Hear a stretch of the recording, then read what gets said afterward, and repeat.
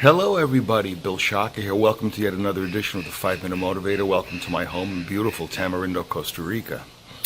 Thank you very much for your support. I love the emails that I'm getting, not only on my coaching time slots that are opening up, but also on some of the keynotes and just general questions that you're asking me. I really appreciate it. Thank you so much. One question that I'm getting more so is that, Bill, you really aren't addressing any leadership or motivational issues during the COVID issue and what's going on there. Do you have any insight into how we can better manage ourselves during this process? So I went online and started to noodle around a little bit, then started to actually just apply my own intellect to what's going on with COVID and how everybody is kind of stuck at home or partially stuck at home. And one of the things that crossed my mind is time management different when we are alone and by ourselves at home working than it is, say, in an office environment?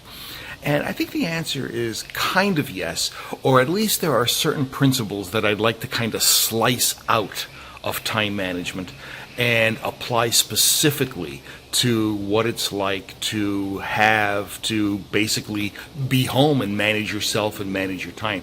So what is this notion of how do we manage our time during the COVID crisis, and how do we manage our time when we are basically home by ourselves? Well, there's a couple of basically just bits of insight that I'd like to give you. You handle these however you see appropriate. You metabolize them and do what's necessary with them. Here's the first. Be focused. Be focused. Focus on your task at hand.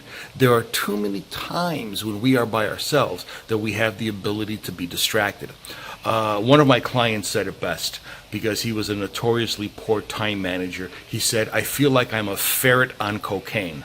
And you know what, that stuck with me over the years because I think it's a really interesting mental picture. A ferret on cocaine. It's like just going all over the place and not necessarily paying attention to anything that's important. Focus is important. And focus is a mental activity. We have the ability to focus. All we have to do is, focus, concentrate on the task at hand. Will our mind wander? Sure it will. Once we identify that our mind has wandered, we stop, we take a breath, we embrace the fact that our mind has wandered, and then we get back to the task. This is an old meditation technique, folks. If you've ever meditated, you know you're supposed to focus on your breathing. When you lose focus on your breathing, what do?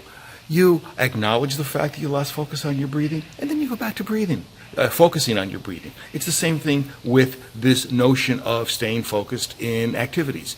Once you lose your focus, acknowledge it and go back. And you will find yourself being able to focus more and more. Also, kind of the flip side of being focused, be present. Be present. The past is a historical repository of all of our experiences that we could use to assist us in molding our future, which has not happened yet. But it's this moment that is the most important moment. And being present means that we are here at this moment. Here's an old meditation technique that you might find useful. If you take a deep breath and then you let the breath out, the time distance between stopping the in-breath and starting the out-breath, that little sliver of time when there is no breath entering or exiting your lungs, that's the present moment. And if you focus on that for a little bit, you're going to find that you will stay in the present. So, two sides of the same coin. Be focused, be present. Let me go a little bit further. Watch your distractions. It's very easy to be distracted at home. If you have small children at home, it's very easy. If you have a TV on in the background, it's very easy to be distracted.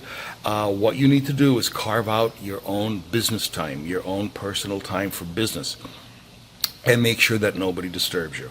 Look if you have a cat and you're doing some work and the cat rubs against your feet, would that happen in the office? Of course not. So basically, throw the cat out of your office and just spend your time doing what you need to be in a work mindset. Finally, be consistent with your activities. If you're supposed to start at 8 o'clock, start at 8, not 8:15, not 8:10. Start at 8. Keep as consistent as you can with the work schedule. So I think if you take these 4 things into consideration, staying focused, being present, watching the distractions that are occurring, and being consistent with your behavior, you will find that even at home, you will be able to get a gigantic amount of work done. Anyway, ladies and gentlemen, we are at about the 5-minute and 30-second mark. This is the 5-minute motivator, not the 5.5-minute motivator. So at this point, I'll shut up. This is Bill Shaka, thanking you for your time. Looking forward to seeing you in the next episode of the 5-minute motivator. Take care.